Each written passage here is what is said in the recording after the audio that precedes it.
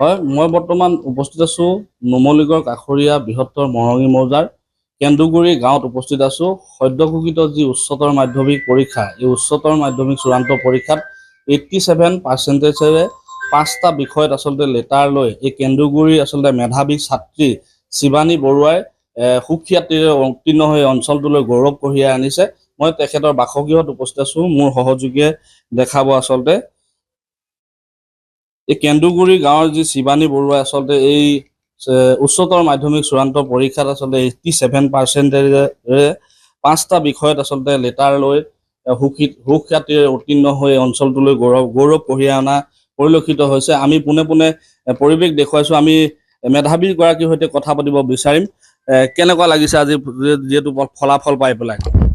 ভালেই লাগিছে আৰু কষ্টৰ ফলটো আজি পাইছো আৰু এবছৰ। ইয়াতকে অলপ ভাল হ'ব বুলি ভাবিছিলো আৰু ইমানটো নহ'লগে, হ'লেও ইমানতে সুখী আৰু মোক। কোন কলেজত পঢ়া? মই মৰঙী মহাবিদ্যালয় কনিষ্ঠত। কেনেধৰণে আচলতে অধ্যয়ন কৰি পেলাই এনেধৰণৰ ফলাফল লাভ কৰিবলৈ সক্ষম? মই বিশেষ বৰ একো কৰা নাছিলো। এনে সাধাৰণতে যেনেকে পঢ়ো তেনেকে পঢ়ি গৈছিলো বাৰু। খালি মই ৰুটিন বনাই লৈছিলো, ডেইলি ৰুটিন বনাইছিলো, কিমান টাইমলৈকে পঢ়িম, ৰাতিপুৱা কেইটা বজাত উঠিম, তেনেকে ৰুটিন বনাই তেনেকে পঢ়িছিলো মই। এতিয়া ভৱিষ্যতে আচলতে কি হ'ম বুলি ভাবিছা আৰু কিহত তুমি এতিয়া? মই এতিয়া BA-তে এডমিশ্যন ল'ম। মোৰ মানে টিচিং লাইনত যাবলৈ মন আছে। এডমিশ্যন BA-ত ল'ম, আমাৰ এই মৰঙী মহাবিদ্যালয়তে ল'ম, ইংলিছত মেজৰ। আমি তেখেতৰ মাতৃ আছে, তেখেতৰ মাতৃৰ লগত কথা পাতিব বিচাৰিম।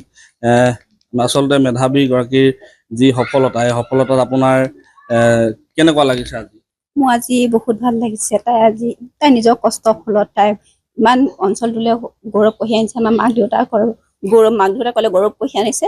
তাইলৈ বহুত তাইক উজ্জ্বল ভৱিষ্যত কামনা কৰিছো। তাই কষ্ট কৰিছিলে, দিনে নিশাই পঢ়িছিলে। যিমান সময়ত তাই আজৰি সময়ত তাৰমানে সময় পালে, ৰুটিন টাইম টেবুল বুলি তেনেকে বনাই লৈছিলে, হ'লেও তাই যিমান সময় পাইছিলে নিজাববীয়াকে পঢ়িছিলে। আমি সিমান সুবিধা দিব পৰা নাছিলো। তথাপিও তাই নিজে পঢ়িছে। কোনো আমি দেখুৱাই দিব পৰা আমাৰ ঘৰত ইমান শিক্ষিত মানুহো নাই। তাই নিজে কলেজত যি পঢ়াইছিলে, ঘৰত পঢ়িছিলে, তেনেকে পঢ়িছিলে। তাই ভৱিষ্যত কামনা কৰিছো আমি উজ্জ্বল হ'ব। হয়, আচলতে কঠোৰ পৰিশ্ৰম আৰু একাগ্ৰতাৰ ফল কেতিয়াও অথলে নাযায়। তাকেই যেন প্ৰমাণ কৰিলে এইগৰাকী মেধাৱীয়ে। উচ্চতৰ মাধ্যমিক চূড়ান্ত পৰীক্ষাত মুঠ 87%ৰে তেওঁ লাভ কৰি 5টা বিষয়ত লেটাৰ সহ উত্তীৰ্ণ হৈ আচলতে অঞ্চলটোলৈ এক গৌৰৱ কঢ়িয়াই আনিছে।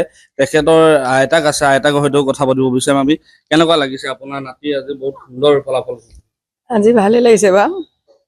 আমাৰ ছোৱালীৰ ভিতৰত বাই গৈছে প্ৰথম।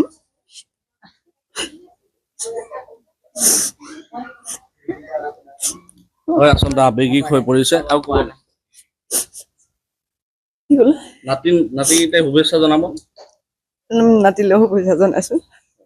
আমি ওচৰ চুবুৰীয়া আছে, আমি ওচৰ চুবুৰীয়াৰ সৈতে কথা পাতিব বিচাৰিম। কি ক'ব বিচাৰিছে অঞ্চলটোলৈ গৌৰৱ কঢ়িয়াই আনিলে আচলতে শিৱানী বৰুৱা? আচলতে আজি আমি গৌৰৱ অনুভৱ কৰিছো। বিশেষকে আমাৰ গাঁওখনৰ বাবে আজি এটা বহুত ভাল দিন। তাই ইমান ধুনীয়া এটা ৰিজাল্ট কৰিছে। আৰু শিৱানী বৰুৱা ছোৱালীজনী হ'ল একান্ত বাধ্য ছাত্ৰী বুলি ক'ব পাৰি। মোৰ ওচৰতে ঘৰ। তাই পঢ়া শুনাটো ইমান ধুনীয়াকে মানে ভাল লাগে, পৰিৱেশটো তাই ধুনীয়াকে পঢ়া শুনাও কৰে আৰু বাধ্য ছাত্ৰী বুলি ক'ব পাৰি। তেনেকে মেট্ৰিকতো ভালকে পাছ কৰিছে আৰু তাই বহুত ভাল ছোৱালী। আৰু তাই যিটো সপোন আছে ধৰক মেট্ৰিক পাছ মানে হায়াৰ ছেকেণ্ডেৰীৰ পিছত যিটো BA, সেই লাইনটোতো যেন তাই ভালদৰে এনেদৰে ৰিজাল্ট কৰি যেন আগবাঢ়ি যাব পাৰে। এয়া আচলতে আছিল শিৱানী বৰুৱাৰ পৰিয়াল। আমি পৰিৱেশটো দেখুৱাই আছো। আমিও আচলতে কামনা কৰিছো শিৱানী বৰুৱা আচলতে ভৱিষ্যতে এগৰাকী সুনাগৰিক হওক, সফল হওক। তেওঁ যি এই আশা আচলতে মনৰ যি কামনা, এই কামনাসমূহ পূৰ্ণ হওক।